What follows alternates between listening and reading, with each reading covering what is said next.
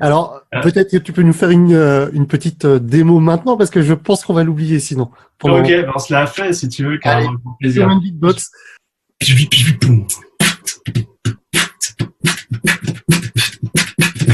Et voilà, comment faire la musique avec sa bouche. Excellent. Bienvenue sur Web Créateur, le podcast des entrepreneurs qui préfèrent créer un business profitable sur Internet, au service de leur vie, plutôt que d'être enfermés dans une boîte. Et maintenant, votre présentateur, Vanak Tok. Hey, salut tout le monde, j'espère que vous allez bien. Je suis ravi aujourd'hui de vous présenter l'interview de Romain Collignon, quelqu'un que j'admire beaucoup, quelqu'un que j'apprécie beaucoup et quelqu'un que je suis depuis quelques temps. Je l'ai vu pour la première fois en novembre 2017 lors d'une conférence qu'il a animée lors d'un séminaire organisé par Maxence Rigotier. Et aujourd'hui, il fait vraiment partie de ces personnes incontournables dans le monde du web marketing francophone. Je suis d'ailleurs l'un de ses clients et il est pour moi une grande source d'inspiration pour tout ce que j'entreprends au travers de Web Créateur et au travers de tout ce que je crée pour mes clients. C'est quelqu'un qui est à la fois très structuré, qui est vraiment très carré et j'apprécie vraiment le travail qu'il propose et c'est pour ça que j'ai voulu l'interviewer aujourd'hui. Je vous laisse sans plus attendre avec son interview et vous allez le voir, son parcours est vraiment très intéressant. Voici tout de suite Romain Collignon.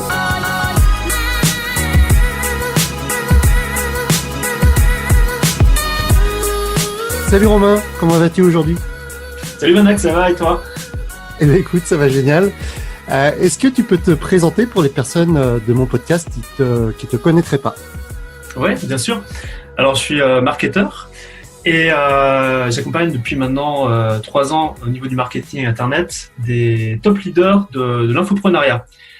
Ces entrepreneurs qui créent des formations en ligne. Et au sein de l'entreprise, on les accompagne à faire tout simplement plus de ventes sur Internet. Voilà. Merci. Et est-ce que tu as toujours fait ça ? Est-ce que cette entreprise-là, elle existe depuis combien de temps, grosso modo ? Alors, on accompagne les entrepreneurs depuis maintenant 3 ans, c'est en 2016, sachant que je suis sur Internet depuis 2008. Donc, ça 2008, fait... tu fais partie de ces fameux dinosaures d'Internet, de l'entrepreneuriat. Ok. Exactement. 2008. Et avant ça, est-ce que tu as été salarié à un moment donné ? Est-ce que tu peux nous raconter un peu ton parcours ? Alors, l'aventure... Internet a commencé en 2008, juste après finalement que j'ai eu mon diplôme d'ingénieur en physique. Okay. Donc je suis de formation ingénieur physicien et comme tu le vois, la vie fait que les parcours professionnels font que on peut changer de vie. Donc oui, j'ai été salarié pendant 2 années où j'ai travaillé notamment pour l'Agence nationale de la recherche dans le domaine de la physique, mais c'est aussi un moment où j'ai commencé, si tu veux, à créer des choses sur Internet, tu vois. Ok, tu as fait ça en parallèle au début, c'est ça ? Ouais, exactement, en parallèle. Pour t'expliquer, si tu veux, comment je fonctionnais, c'est que j'étais à l'époque passionné, je suis d'ailleurs toujours, d'un art musical ancestral qui s'appelle le Human Beatbox, l'art de faire de la musique avec sa bouche. Et en 2008, en parallèle de mon job, si tu veux, j'avais un blog. Alors je dis j'avais puisqu'il n'existe plus, mais qui m'a mis dans le monde d'Internet, un blog sur comment faire de la musique avec sa bouche. Alors peut-être qu'en fin d'interview, je te ferai une petite démonstration pour ton audience. Ça marche. Alors peut-être que tu peux nous faire une petite démo maintenant, parce que je pense qu'on va l'oublier sinon. Ok, on se l'a fait si tu veux, carrément, avec plaisir. Beatbox. Je sais que sur la scène de Vanak, il se passe des choses incroyables, donc on va faire ça tout de suite. Allez.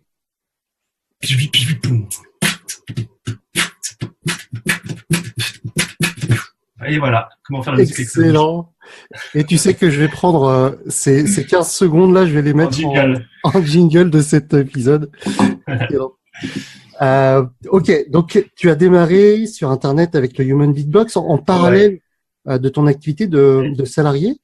Est-ce que en démarrant le salariat, tu t'es dit que c'était pas une voie qui allait te combler? Comment s'est fait la transition ou comment s'est fait la décision de switcher sur Internet? Ça m'intéresse. Ouais.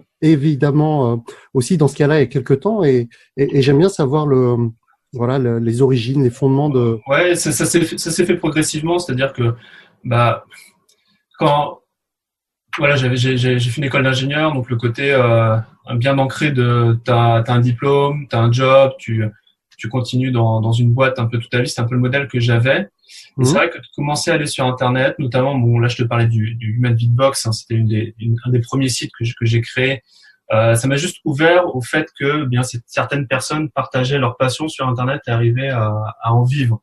C'était vraiment le début de ce mouvement-là avec Tim Ferriss notamment qui avait publié son bouquin La semaine de 4 heures. Donc c'était en 2008 ou 2009, je sais plus. Donc on était vraiment au balbutiement de ce côté vivre de sa passion. Et même si peut-être qu'on aura l'occasion d'en reparler, le Human Beatbox n'est pas forcément un secteur de passion qui est monétisable. Ça, c'est une question qui est importante lorsqu'on souhaite vraiment passer du salariat à une activité d'indépendance sur Internet.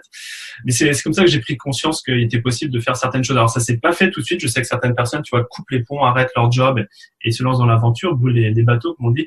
Moi, je l'ai fait de manière tranquille et je l'ai pas fait avec l'activité du Human Beatbox. Donc, peut-être je peux te parler du deuxième site Internet que j'ai créé et qui m'a permis finalement de vivre d'Internet. Ouais, écoute, décodeur du non-verbal, c'est de ça dont tu vas parler, c'est ça? Ouais, exactement. Et on se situe à quelle période là, du coup, parce que là, on se situe en 2011, donc tu vois. Donc, tu as fait 3 ans sur 3 ans le Human Beatbox. Ok. Exactement. Et, c'était chouette, mais c'était impossible de vivre de ça. De vivre de ça, exactement. Okay. Il faut savoir que je suis un passionné de psychologie au-delà du marketing. D'ailleurs, quand on parle de marketing, il y a beaucoup de psychologie d'achat derrière.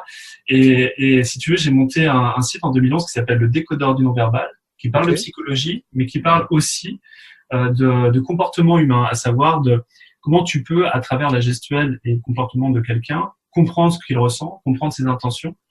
Et c'est un super outil de communication, si tu veux, qui sont utilisés, que tu peux utiliser en tant que particulier dans la vie de tous les jours, mais que tu peux aussi utiliser de manière professionnelle pour développer tes relations. Et donc en 2011, j'ai lancé ce site, le décodeur du non-verbal. J'étais toujours salarié. Et comment dire, c'était à l'époque où Olivier Roland lançait une formation qui s'appelait Blogueur Pro. Okay. Qui permettait justement à travers un blog, une passion, toujours le même sujet, de pouvoir monétiser son expertise. Et donc je me suis formé avec Olivier, c'était mon premier mentor internet marketing, et j'ai lancé une première formation en ligne sur le sujet justement de comment décoder les gestes. Et le premier lancement, ça a été un hit total, c'est-à-dire que le chiffre d'affaires que j'ai pu générer en une semaine était même supérieur à ce que je gagnais en une année dans mon précédent travail. Okay. Et ça a été pour moi le switch, si tu veux, le shift de me dire ah ouais, c'est possible en fait. Il faut savoir que quand j'ai fait le premier lancement, j'étais flippé comme pas possible. C'était de vendre sur Internet. J'ai beaucoup de croyances limitantes à ce sujet-là. Ouais. Et juste le fait d'avoir des résultats par la preuve que c'était possible, ça m'a engagé dans ce processus de quitter mon job pour me mettre à mon compte. Alors il faut savoir que ça n'a pas été fait du jour au lendemain. C'est-à-dire qu'il y a eu à peu près une période de 9 mois entre le lancement et puis le fait que je quitte mon job. Tu vois, je suis plutôt lent dans ces décisions-là, mais ça a été le meilleur choix que j'ai pu faire de ma vie. Et donc ce choix-là ça doit être en 2012, donc c'est il y a 7 ans où j'ai quitté mon job salarié. Ok. Est-ce que ce mode de lancement orchestré qui était, j'ai l'impression, très à la mode à un moment donné, est quelque chose que tu as conservé tout au long de cette aventure décodeur du non-verbal, ou est-ce que à un moment donné t'es passé à un autre mode de mise en vente finalement? Ouais. Alors je crois que le lancement, en tous les cas, dès qu'on crée quelque chose, il faut le lancer. Hein. C'est très important. C'est vrai qu'après on est dans je viens de la préhistoire du web en termes de formation en ligne. Donc effectivement, on a vu des tendances et des modes évoluer. Je te parle de lancement. Effectivement, lancement orchestré, on en a beaucoup parlé. Après, en 2014, on est plus arrivé sur des choses qu'on appelle evergreen, des choses automatisées, tunnel de vente. Donc c'est encore autre chose. Effectivement, sur le décodeur, je faisais surtout des lancements, donc très peu de choses automatisées, tout simplement parce qu'à l'époque, il n'y avait pas les outils pour le faire. Okay. Tu vois, en 2014, c'est là où on a commencé à avoir des outils qui permettaient finalement de de ne pas avoir un background de scientifique ou de geek. Parce qu'il faut bien savoir qu'avant 2014, il fallait soit avoir un prestataire qui codait pour toi les choses, soit tu Fais tout bidouiller. Exactement. Et c'est d'ailleurs pour ça qu'avant 2014, il y avait beaucoup d'hommes dans cette industrie-là. Enfin, un peu technique. Alors peut-être que c'est cliché ce que je dis, mais dans les écoles par exemple d'ingénieurs d'où je viens, il y a beaucoup plus de mecs que de filles. Et quand les outils ont permis justement une ouverture, c'est là où on a pu avoir plus de femmes aussi dans l'industrie qui pouvaient faire des formations en ligne, partager leurs messages. Et bon, je pense que c'est quelque chose de très bien pour l'industrie. Par rapport à ta question, quel outil par exemple, parce que du coup moi j'étais encore j'existais même pas en fait sur la scène internet à cette époque-là. C'est quoi? C'est l'arrivée de ClickFunnels, EverWebinar, des choses comme ça ou même? Ouais, des choses comme ça. En France aussi, t'as LearnyBox qui arrive je crois en 2014. ClickFunnels aux États-Unis, qui a vraiment permis en fait à n'importe quelle personne qui n'avait pas forcément un background d'ingénieur finalement à rendre ça plus accessible pour tout le monde, quoi. Exactement. Et, ça fait beaucoup de bien à l'industrie. Alors je sais pas que c'était si récent en fait tout ça. Si récent, regarde, on est en 2019, donc ça fait déjà 5 ans. Hein. C'est énorme sur le web. Tu vois, il faut te dire qu'une année sur le web, ça équivaut à 5 ans dans la vraie vie, quoi. Donc ça fait déjà 25 ans. Mon Dieu. Donc ça, 2014, Evergreen, tout ça. Et donc on est en 2012. T'as fait ton lancement orchestré. Ouais. C'est là où j'ai fait le shift. T'as shifté, voilà. T'as quitté ton emploi et t'es resté sur cette aventure décodeur du non-verbal encore combien de temps? Parce qu'aujourd'hui, je sais que c'est plus ton. Alors, j'y suis encore, figure-toi, en 2019. Mais pourquoi j'y suis encore? C'est qu'entre 2011 et 2015, j'ai développé tout un tas de formations en ligne sur le sujet. Tu vois, décoder la gestuelle amoureuse, la gestuelle pour les commerciaux, enfin tout un panel de formations autour de ce sujet-là. Et ce qui s'est passé, c'est qu'au fur et à mesure de ça, eh bien, ma passion pour la psychologie et le non-verbal s'est progressivement transformée, si tu veux, en passion sur les systèmes marketing pour vendre ces formations-là. Et c'est à ce moment-là où je me suis dit, ok, j'ai vraiment créé toutes les formations que je voulais créer sur ce sujet-là. Maintenant, eh bien, comment je peux faire pour passer à cet autre sujet du marketing qui aujourd'hui est mon cœur d'activité principale? Ça s'est fait justement en automatisant les systèmes de vente. Donc en 2015, j'ai automatisé tous les systèmes de vente sur le décodeur non verbal, à savoir ce qu'on appelle les tunnels de vente, l'automatisation, ce qu'on appelle aussi l'evergreenisation. Oh, non, ça le fait pas en evergreen. Et donc cette activité, si tu veux, elle est automatisée depuis novembre 2015. Donc ça fait 4 ans que je vends des formations sur ce sujet-là, sans que je n'ai à intervenir dessus. Donc fin 2015, et c'est là 2015. Où tu switches sur 2016, sur l'activité qui nous réunit aujourd'hui. Exactement. Et sur cette activité plus axée marketing. Ben oui, parce qu'en fait, ça s'est fait un peu naturellement, c'est que comme j'étais un des premiers à automatiser une activité, j'ai eu tous les collègues de l'industrie qui étaient dans d'autres niches, avec qui je discutais, qui me posaient la question, mais comment tu as fait ça, tu vois? Et le sujet, le shift, si tu veux, vers le marketing, s'est fait de manière un peu naturelle. J'ai commencé à aider des copains de l'industrie à faire la même chose dans leur business. Et c'est comme ça, finalement, que j'ai changé de 3 casquettes dans 10 ans. Là, j'étais salarié. Après, j'ai eu la casquette de décodeur du non-verbal. Puis la troisième casquette, c'est celle que j'ai aujourd'hui, c'est celle de marketeur. Génial. Est-ce que c'est qui tes copains de l'industrie? C'est qui mes copains de l'industrie? Les grands copains de l'industrie? Bah, toi, tu fais partie des copains de l'industrie. Cool. Ouais. En vrai, ce sont tous ces experts et ces personnes qui ont un savoir-faire et qui aident les gens à se transformer. Effectivement, des copains dans le marketing internet, oui, mais aussi dans la nutrition, tu vois, dans la perte de poids, dans la musculation, dans l'immobilier, comment des personnes qui enseignent à investir dans l'immobilier, jusqu'à des personnes qui t'enseignent à redécorer ton intérieur. Enfin, tu vois, c'est ça que je trouve vraiment magique dans cette industrie de l'infoprenariat, de la formation en ligne, si tu veux, c'est que ce savoir-faire, il a vraiment la possibilité de changer la vie de nos clients, mais de manière drastique. Et c'est, je trouve, ce qui fait la beauté de ce que je fais et de ce que l'on fait. Moi, j'adore l'approche que tu as, en fait, et c'est un petit peu ce que j'essaie de faire à mon niveau aussi, mais grosso modo, t'as des fondements, tu vois, que tu enseignes à toutes ces personnes-là, à tous ces copains de l'industrie, quelles que soient les thématiques dans lesquelles ces personnes veulent développer leur activité. Et derrière, ben, elles vont venir ajouter leur sauce, elles vont venir rajouter leur expertise pour adapter finalement tes fondements à leur marché. Et c'est quelque chose vers lequel je tends aussi. C'est quelque chose qui me passionne également de pouvoir voir que quelqu'un qui s'intéresse au minimalisme peut discuter avec quelqu'un qui est dans les relations de couple et qui se comprennent les deux. Moi, je trouve ça génial et puis du coup, c'est un petit peu au travers de ce que je vois, de ce que tu fais toi c'est au travers de ça que je me suis lancé aussi dans l'aide, l'accompagnement de mes clients.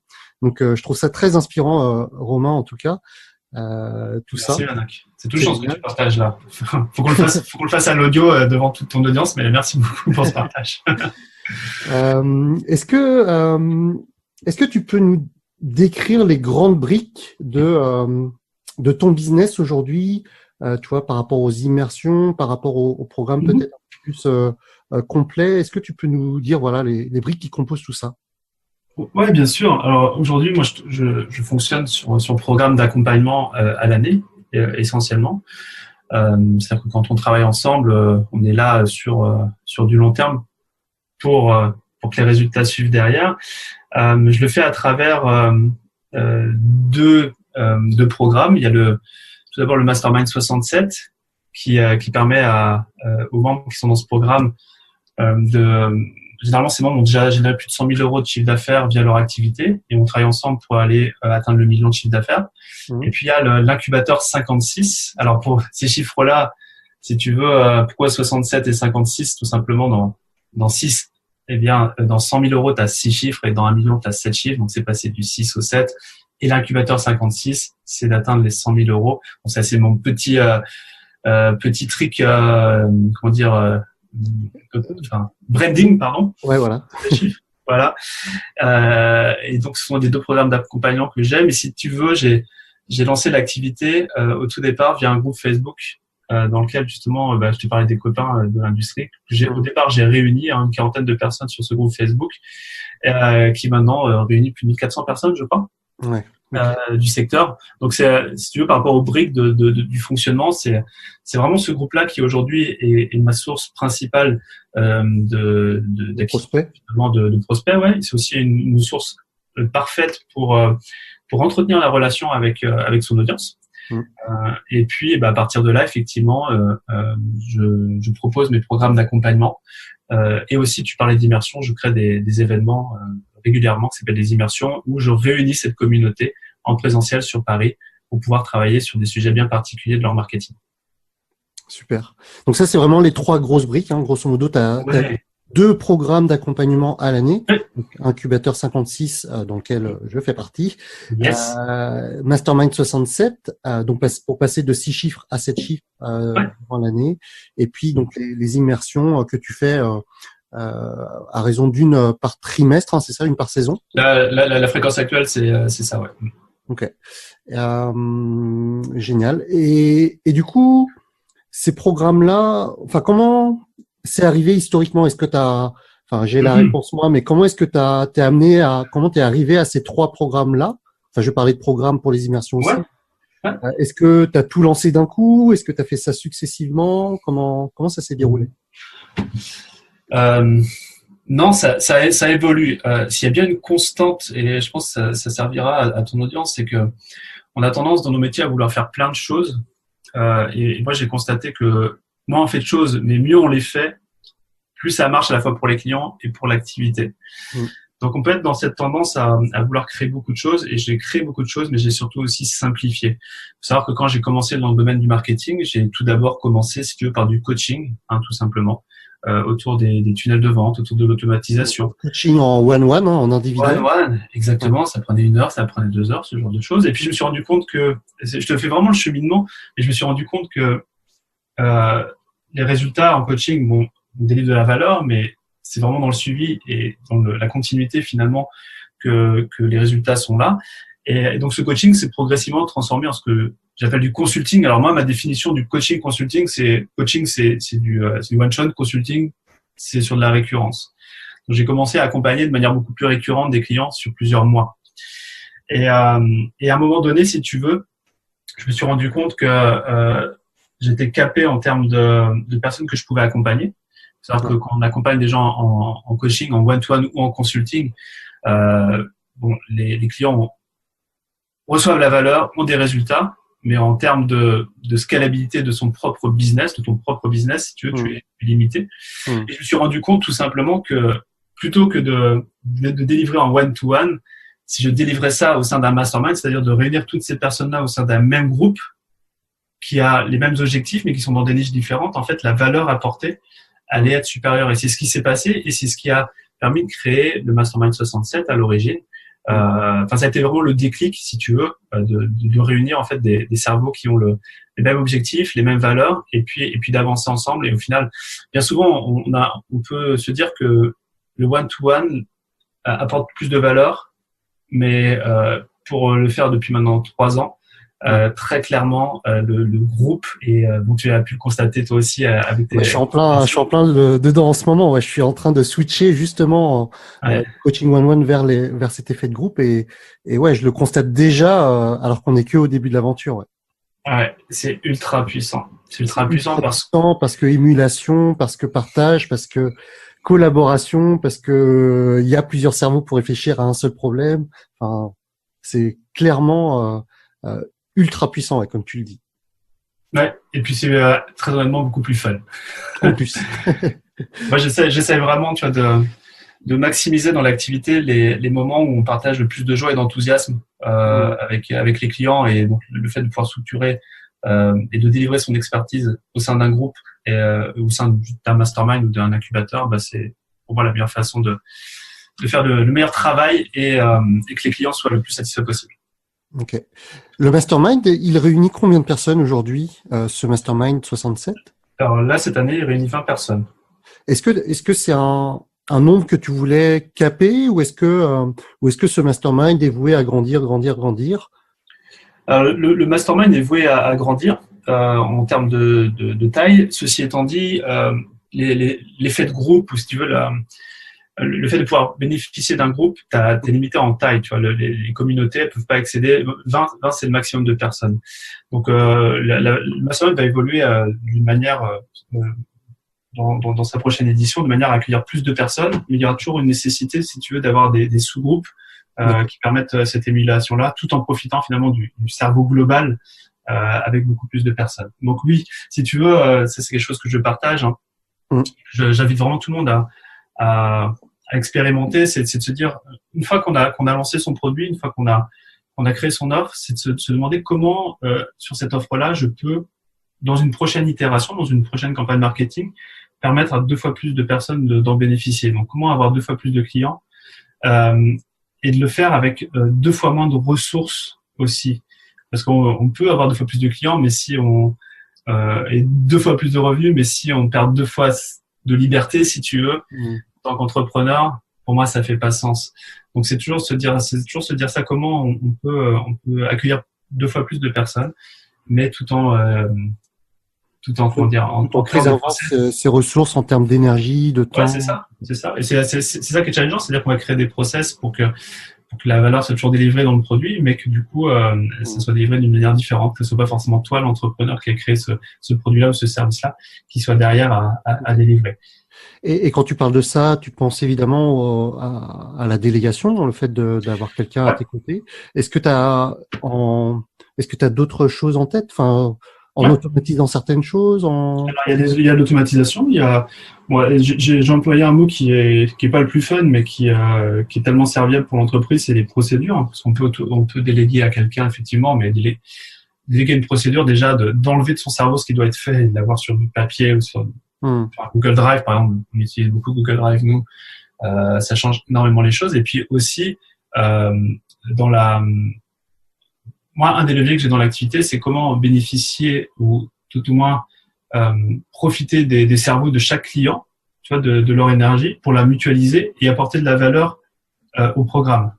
C'est vraiment un travail sur lequel que l'on fait beaucoup au sein des programmes, parce que moi, c'est mon sentiment, mais je trouve que ce serait tellement dommage de pas profiter de l'expérience de chacun. D'une part parce qu'on a tous des expertises incroyables, mais aussi du coup de partage d'expériences qui permettent de faire avancer tout le monde beaucoup plus rapidement. Ok, super. À titre, je te donne un exemple et tu as l'occasion d'en bénéficier, mais ce qu'on appelle, je travaille beaucoup sur les cerveaux collectifs. Ouais. Les cerveaux collectifs, c'est comment on va réunir 4-5 personnes ensemble qui ont le même objectif et qui peuvent s'entraider pour avancer ensemble, s'engager les uns auprès des autres. Et tu le sais comme moi, hein, pour avoir des résultats, il faut simplement mettre en place les bonnes actions. Et ces actions, souvent, elles sont mises en place quand on a pu s'engager au sein d'un groupe de personnes qui va être le garant que les choses sont faites. Okay. C'est un des exemples, par exemple. Oui, tout à fait. Ok. Donc, tu as parlé là de l'évolution du Mastermind 67 sur la prochaine année, donc l'idée de faire grandir ça. Est-ce que en 2020, il y aura ces trois mêmes choses, c'est-à-dire immersion, M67 et I56? Est-ce que il va y avoir un quatrième programme, ou est-ce que l'idée c'est de faire justement grossir un petit peu chacune de ces briques-là? Là aujourd'hui, si tu veux, ces 3 dernières années, on a énormément travaillé sur le produit, si tu veux, sur ce que tu viens de dire, sur l'immersion, sur l'incubateur 56, M 67. Ce sont des choses qui sont bien rodées. Ça a mis pas mal de temps quand même à bien créer ça. Ouais. Les mois et les années qui vont arriver vont surtout être orientés à faire connaître finalement ces produits-là. Tu vois, tout ce qui va être marketing et génération de leads notamment. Donc on va pas aller créer des nouvelles choses. Je t'en parlais en début d'interview. Je suis profondément persuadé que la simplicité, c'est l'ultime sophistication, donc de réussir à garder les choses simples. C'est vrai que quand on a déjà les choses en place, on peut avoir tendance à vouloir complexifier les choses. Mais non, le focus des mois et des années qui arrivent, c'est de faire profiter un maximum de gens de ce que l'on propose. Ok. Pour augmenter cette lead generation, cette génération de prospects, ouais. C'est quoi les tendances? Parce qu'aujourd'hui, ton mode d'acquisition, il est essentiellement tourné autour de ce groupe Facebook dont tu as parlé tout à l'heure, donc que tu alimentes avec le bouche à oreille, avec le fait de. Je sais que moi, je suis rentré dans ce groupe en novembre 2017 suite à ton intervention chez Maxence Rigotier. C'est quoi la tendance pour augmenter le nombre de prospects pour toi? Est-ce que c'est créer une chaîne YouTube? Est-ce que c'est créer un podcast? Autre? T'as différents leviers pour le faire. Après, ça dépend de la rapidité à laquelle tu veux aller. Donc, YouTube, c'est très bien. Podcast, c'est très bien aussi. D'ailleurs, pour une audience d'entrepreneurs, c'est très bien. Après, tu as du temps à investir dedans, c'est la ressource. Ouais. Et les résultats sont pas forcément les plus rapides. Ouais. Et je pense que si tu veux aller sur ce genre de stratégie, il faut pouvoir les coupler avec des stratégies d'acquisition payante du type Facebook Ads qui permettent vraiment d'accélérer les choses, surtout quand derrière les systèmes de conversion et de livraison sont bien en place et solides. Il n'y a aucune raison de pas le faire. Ouais, ok. Et toi, tu as une idée de vers quoi tu vas aller du coup? Oui, non, mais là on est déjà parti dessus. On est sur du Facebook Ads et des développements d'audience de ce point de vue-là, ouais. Ok, génial. Je voudrais revenir sur des aspects un peu plus personnels, au niveau productivité, au niveau tout ça. À quoi ressemble une journée chez toi, ou peut-être même est-ce qu'on peut étendre à la semaine? D'abord la journée et ensuite la semaine. Comment est-ce que tu t'organises pour toi et au sein de ton entreprise? Parce qu'en plus, tu es papa depuis pas très longtemps. Et voilà, j'ai envie de te dire, c'est un peu le bordel en ce moment. Comment est-ce que, idéalement, quand tu arrives à dormir à peu près, parce qu'il a quel âge ton fils aujourd'hui? Il a 2 mois. 2 mois. Ouais. Donc oui, je comprends que ça puisse être chamboulé en ce moment. Non, mais on essaie de garder des routines. On a une routine matinale où le matin à 8h30, on a rendez-vous avec l'équipe, tu vois, sur les projets du jour qui sont à mettre en place. Donc si tu veux, déjà ça te lance ta journée avec un certain momentum. Mmh. Maintenant, en termes de productivité, moi, j'essaye vraiment jusqu'à 14 heures. D'ailleurs, j'ai une application pour ça, de couper le maximum de choses qui pourraient me distraire, du type Facebook, du type Messenger, ce genre de choses, pour vraiment être focus sur le matin, sur la productivité ou de la création de contenu. Regarde, aujourd'hui, cette interview, on l'a fait, on est le matin. Ouais. Bah, c'est un temps privilégié pour tu vois, créer du contenu ensemble. Donc, Ouais.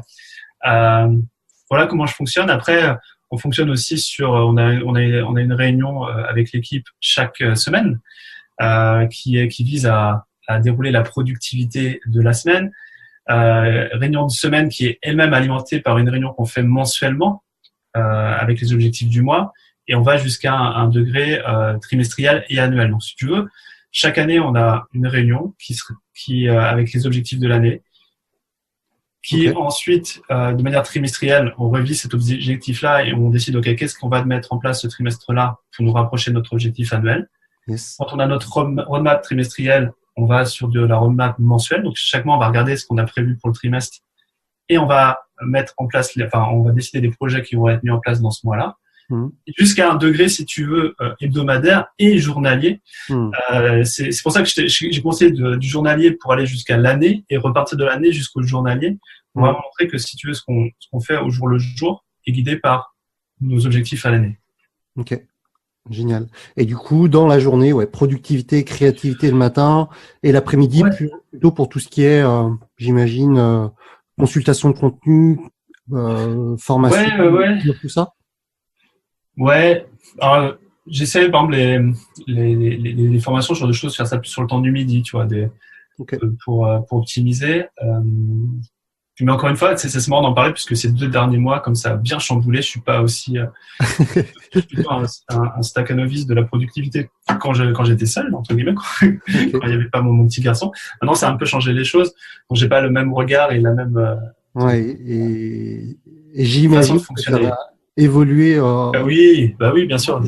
Tu voudras te Ouais, consacrer un peu plus, un peu plus de temps à ton fils, et ce qui est complètement ouais, carrément, normal et légitime. carrément. Ouais. Euh, Chez qui comment est-ce que alors, on va dire qu'il n'y a pas Sacha, ton fils, dans l'histoire. Ouais, ouais. Euh, Chez qui tu te formes? Est-ce que toi-même tu te fais coacher? Est-ce que toi-même tu fais partie de d'autres masterminds francophones chez des Américains? Est-ce que tu Ouais. peux nous partager tout ça? Ouais, bien sûr. Je pense que, enfin, c'est difficile de coacher si tu te fais pas coacher. Ouais. Ouais, je suis parti d'un mastermind aux États-Unis pour tout ce qui va être développement d'équipe, structuration d'équipe. Là, cette année, on travaille beaucoup dessus. Et puis, je me fais aussi coacher de manière personnelle, tu vois, sur tout ce qui va être croyances limitantes. Et c'est bien souvent au niveau du comment mettre en place les choses. On peut trouver l'information, tu vois, enfin, tout le monde peut le faire en vrai. Mais bien souvent, ce qui nous empêche de le faire, c'est parce qu'on a des schémas, des patterns, des façons de fonctionner, tu vois, même si avec le mental, on a des objectifs, on peut avoir notre inconscient qui bloque à mettre en place les choses.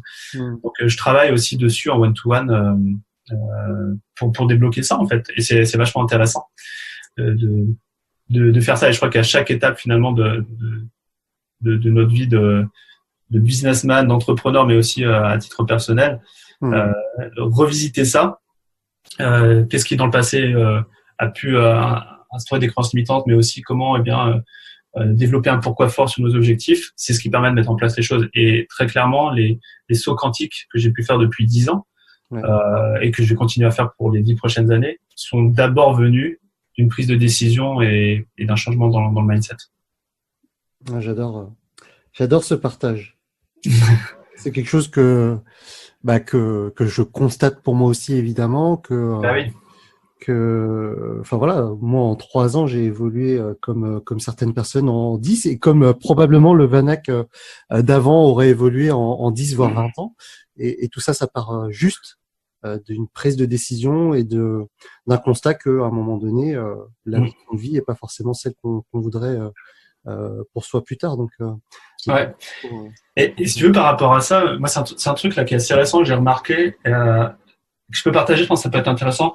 Vas-y. C'est que il y a un moment, si tu veux, ça part un peu en mode spirituel, mais la vie, elle te montre là où tu dois aller. C'est-à-dire qu'elle va t'envoyer des signes, soit elle va te faire rencontrer des personnes, ou soit elle va te...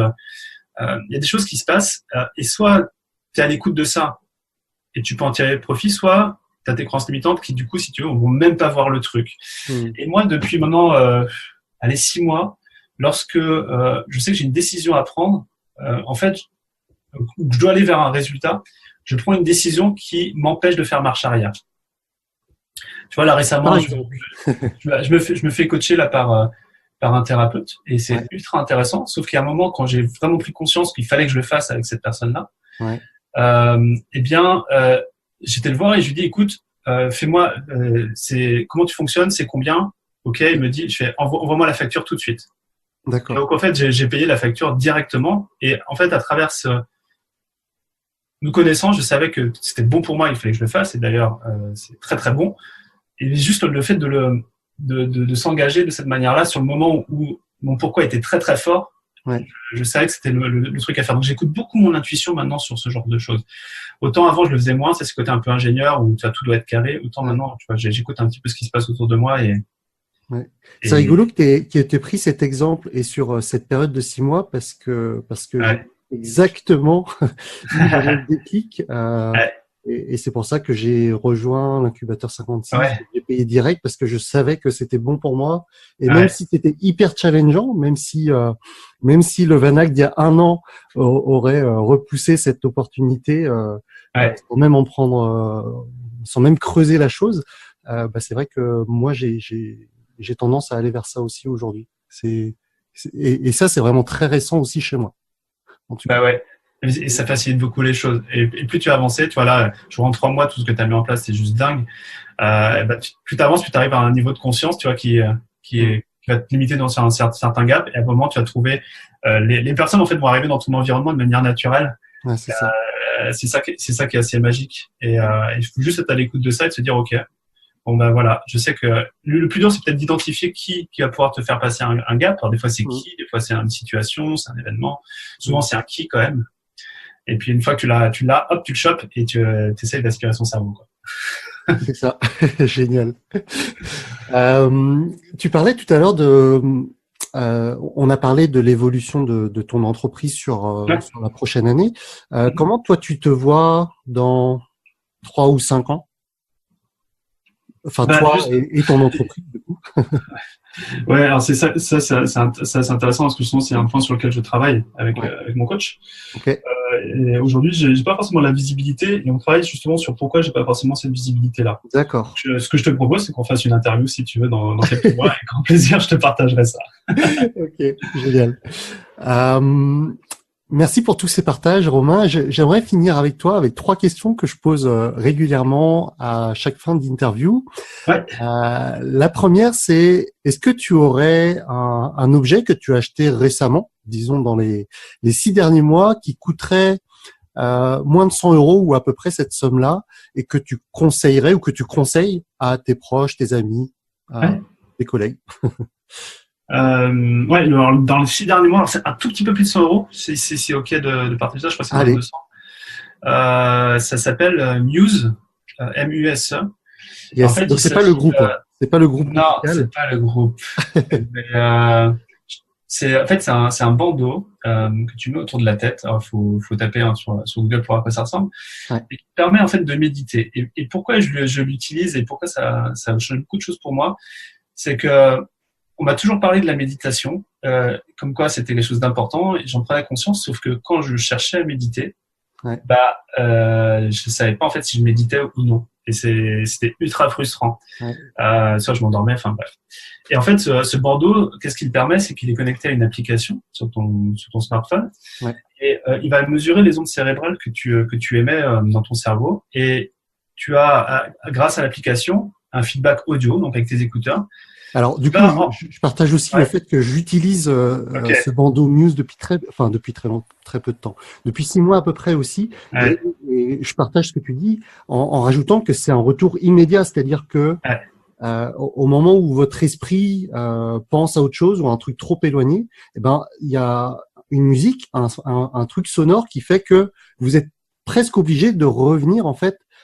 Vous êtes obligé de revenir vous reconcentrer sur votre respiration. Et quand vous êtes à l'inverse dans un état plutôt positif, il y a des petits oiseaux, des petits chants d'oiseaux qui apparaissent. Et du coup, j'adore cet objet aussi. Et même si je faisais déjà la méditation auparavant, c'est vrai que ce feedback immédiat, je pense que tu partages aussi. Hein, c'est pour ça permet juste de traquer plus efficacement cette méditation. Exactement. Ça t'apprend à méditer en fait. Ça t'apprend à méditer pour et ouais, quand tu démarres, tu sais pas trop où tu vas, tu sais pas trop si tu fais bien ou pas, vous avez un feedback immédiat et c'est génial pour ça. Ok. Voilà mon objet. Génial, Romain. Deuxième question, est-ce que tu as un échec préféré? C'est-à-dire un échec que tu as eu à un moment donné dans ta vie ou dans ta carrière. Tu t'es dit sur le moment que c'était vraiment une période horrible, et puis avec un peu de recul, quelques mois après, tu t'es dit que heureusement que tu es passé par là, que ça t'a permis de paver la voie d'un succès futur. Elles sont balèzes tes questions-là, surtout pour terminer.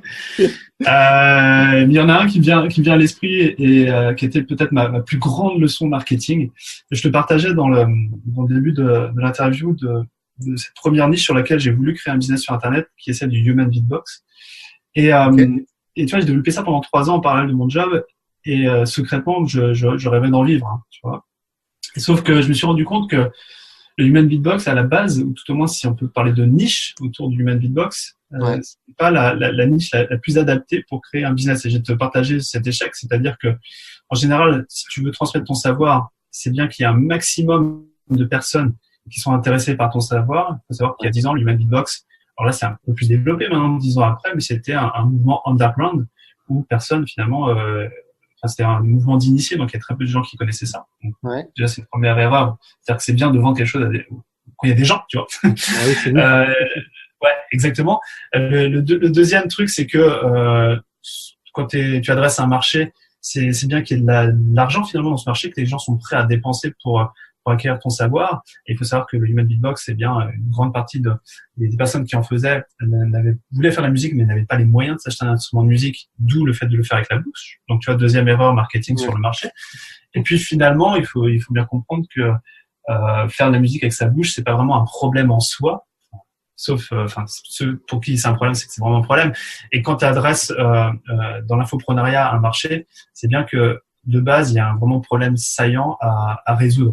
Donc, si tu veux, c'est ça un peu mon échec, c'est d'avoir développé pendant 3 ans une audience autour de ça, ce projet de vivre de cette activité-là pour me rendre compte, et ça je l'ai appris des années plus tard, que dans tous les cas, peu importe ce que je pouvais faire, la niche ne se prêtait pas à pouvoir être monétisable. Voilà mon échec. Je voudrais reprendre ce que tu as dit parce que c'est vraiment une pépite hyper importante pour toutes les personnes qui nous écoutent.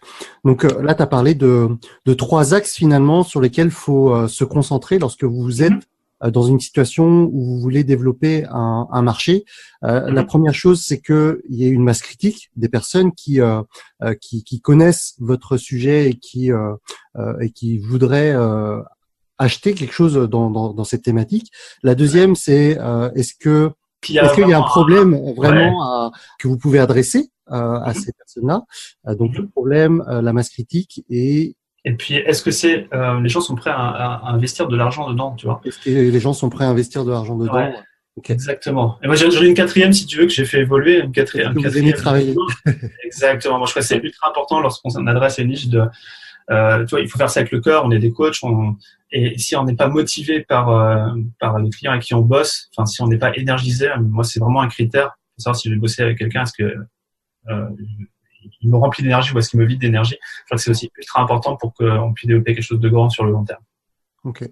J'adore cet échec-là, Romain, le fait d'avoir lancé cette activité Human Beatbox. Et pour tout te dire, je crois que dans mes tout premiers épisodes de podcast, alors je ne saurais plus dire quel numéro, j'avais parlé de toi sans avoir annoncé ton nom, mais j'avais parlé effectivement de cet échec-là, parce que ça m'avait marqué lorsque tu l'avais présenté lors du séminaire de Maxence en novembre 2017. Ah bah tu peux en parler à chaque fois. Ne faites pas le Human Beatbox, ça marche pas.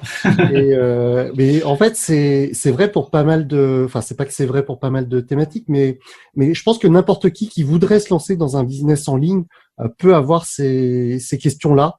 À savoir, voilà, est-ce que c'est une masse critique? Est-ce qu'il y a un vrai problème? Est-ce que les personnes sont prêtes à investir de l'argent dans ce projet? Ouais.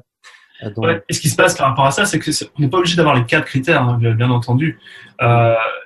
Simplement, d'ailleurs, si les 4 critères sont respectés, c'est un marché qui est concurrentiel. Il y a beaucoup plus de personnes dessus, c'est normal. Il y a plus le gâteau entre guillemets est plus grand. Donc, c'est pas forcément une chose en soi, mais dans le cas du Human Beatbox, si tu veux, il y avait que le côté j'aime beaucoup la communauté, mais qui était très faible et qui n'était pas en mesure de payer, qui n'avait pas un vrai problème. Donc, dans tous les cas, ça n'a pas marché. Et ça n'a pas marché. Okay. Dernière question, Romain. Si tu avais un panneau publicitaire géant, qu'est-ce qu'il serait et pourquoi? Un panneau publicitaire géant. Alors, si au niveau du texte, moi j'aurais envie de te dire, vous pouvez être heureux. C'est ça que j'aimerais voir sur un gros panneau publicitaire, parce que finalement tout ce qu'on. Vous pouvez être heureux. J'insiste sur vous pouvez être heureux. Ouais, vous pouvez être heureux. Okay. Après, c'est ce que je constate, que ce soit dans mon entourage, enfin.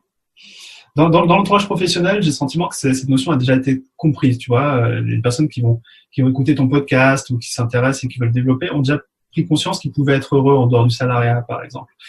Mais je trouve que tu m'as parlé d'un panneau publicitaire géant et a priori toute la planète ou toute la francophonie peut le voir. C'est le message que je voudrais passer à des personnes qui n'ont pas encore pris conscience de ça, c'est qu'ils peuvent être heureux, tu vois. C'est complètement possible et ça peut passer par l'entrepreneuriat, ça peut passer par plein d'autres choses, hein.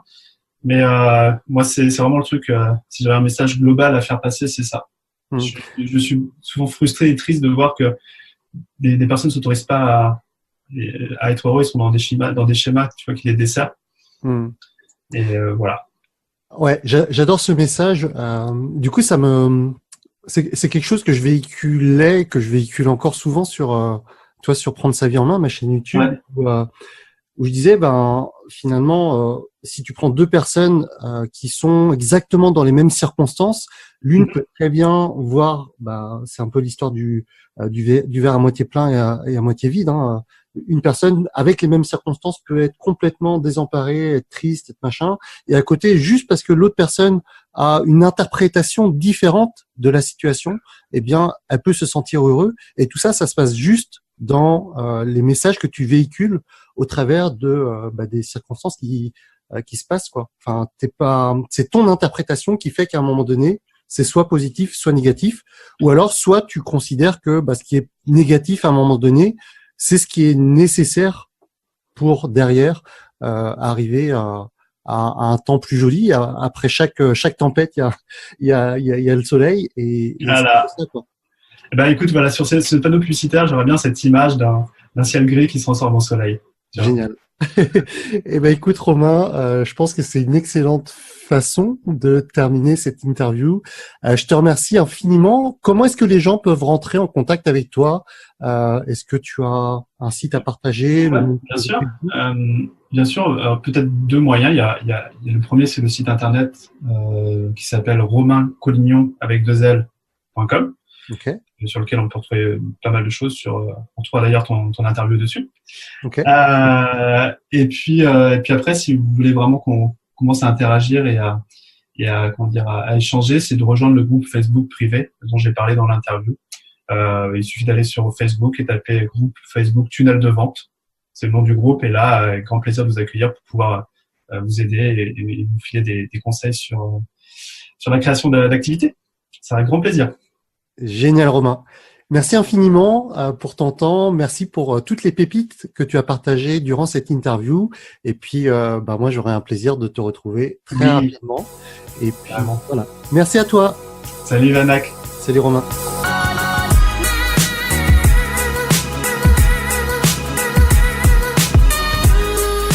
Voilà, je remercie Romain de m'avoir accordé de son temps pour avoir réalisé cette interview. Ce Ce que je trouve génial dans le fait de pouvoir interviewer ces personnes qui sont à la fois des mentors, des personnes qui m'inspirent, des personnes qui ont des parcours exceptionnels, c'est que, au final, on peut, vous comme moi, piocher dans ce qu'il y a de bien, dans ce qu'il y a de moins bien, et en fait se tisser un petit peu son propre patchwork avec ce qu'il y a de bien à faire et ce qu'il y a de bien à ne pas faire. Et vraiment, c'est vraiment une énorme richesse que je puise dans toutes ces rencontres que je fais, dans toutes ces interviews que je fais, et j'espère que vous aussi, vous pouvez en profiter de l'autre côté de vos écouteurs.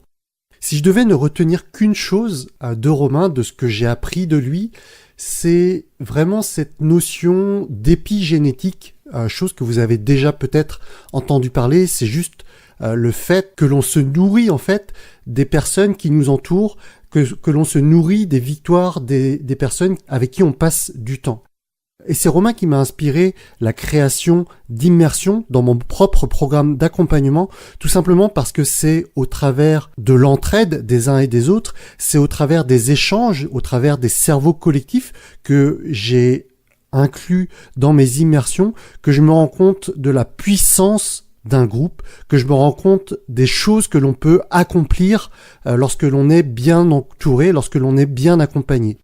Vous connaissez sûrement l'expression tout seul on va plus vite, mais ensemble on va plus loin, et c'est vraiment quelque chose qui illustre bien tout ce que fait Romain aujourd'hui, que ce soit au travers de ses immersions, que ce soit au travers de l'incubateur 56 ou du mastermind 67, et c'est vraiment l'idée phare que moi j'ai voulu puiser de son travail pour l'ajouter à ce que je fais aussi dans mon accompagnement.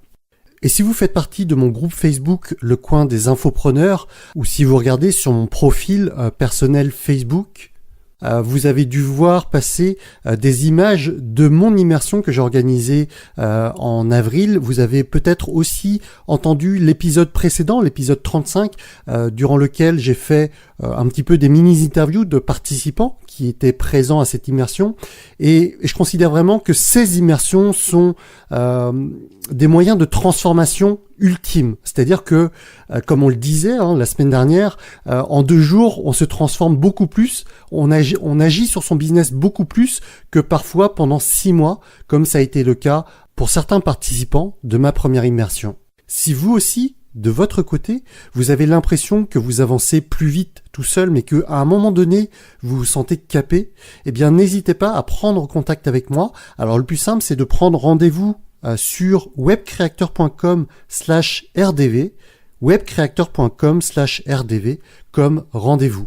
Sinon, vous retrouverez un résumé de cet épisode sur l'URL webcreator.com/WCA036. N'hésitez jamais à aller sur le site pour accéder au résumé de chaque épisode. Vous épuiserez des informations que vous auriez peut-être manquées en écoutant seulement chacun de ces épisodes. Voilà pour aujourd'hui, je vous souhaite à tous une excellente journée ou soirée en fonction du moment où vous écoutez ce dernier. Je vous dis à la semaine prochaine, même heure, même endroit, et d'ici là, portez-vous bien, prenez soin de vous et appréciez la vie. Ciao ciao. Merci d'avoir écouté ce podcast. Retrouvez toutes les informations complémentaires sur webcreator.com.